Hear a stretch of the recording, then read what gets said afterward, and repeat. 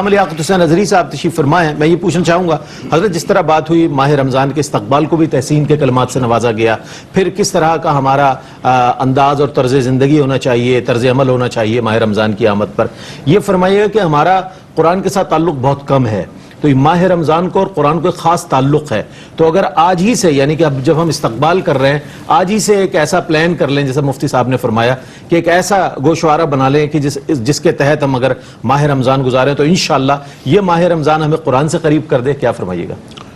جی اعوذ باللہ من الشیطان الرجیم، بسم اللہ الرحمن الرحیم. شہر رمضان الذی انزل فیہ القرآن. خوبصورت بات فرمائی رئیس بھائی آپ نے کہ قرآن مجید فرقان حمید رب تبارک و تعالی نے اسی ماہ مقدس میں ہمیں انعام عطا فرمایا، اور اس کی ایک مبارک رات لیلۃ القدر کے اندر.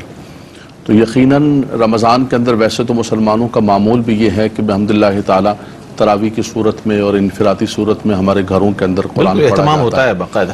تو بنیادی یہی مقصد ہے. قرآن اللہ تبارک و تعالی نے عطا فرمایا، دو چیزوں کو ذکر فرمایا. ایک تو فرمایا کتب علیکم الصیام کما کتب علی الذین من قبلکم لعلکم تتقون، کہ تمہارے اندر تقوی اور پرہیزگاری آ جائے. اور دوسرا فرمایا نزول قرآن کا مہینہ ہے. تو یہ دو چیزوں کو بنیاد بنا کر اگر چلیں گے رمضان المبارک کے اندر، تو میں سمجھتا ہوں کہ زندگی کے اندر تبدیلی آئے گی. اور پھر ایام معدودات، یہ رمضان شروع ہوگا، یہ ختم ہو جائے گا، اور انسان کوشش کرے کہ قرآن نے کہا کہ دن کتنے سے، پورے 11 مہینے تم لگے ہوتے اپنی خواہشات کے اندر، اپنے معاملات کے اندر، ان دنوں کو غنیمت جانتے ہوئے زیادہ سے زیادہ عبادت کرو. استقبال کے حوالے سے جیسے کہ حدیث پاک کا حوالہ دیا کہ استقبال جو ہے، استقبال رمضان اتنی عظیم چیز ہے. اللہ کے نبی صلی اللہ علیہ وسلم نے باقاعدہ طور پر صحابہ کرام کو خطبہ ارشاد فرمایا. سلمان فارسی رضی اللہ تعالیٰ عنہ خطبنا رسول اللہ صلی اللہ علیہ وسلم فی آخر یوم من شعبان فقال یا ایھا الناس قد اظلکم شہر عظیم شہر مبارک شہر فیہ لیلۃ خیر من الف شہر. اتنے بڑے الفاظ کے ساتھ اللہ کے نبی صلی اللہ علیہ وسلم نے اس ماہ مقدس بالکل پروٹوکول کے ساتھ استقبال کیا.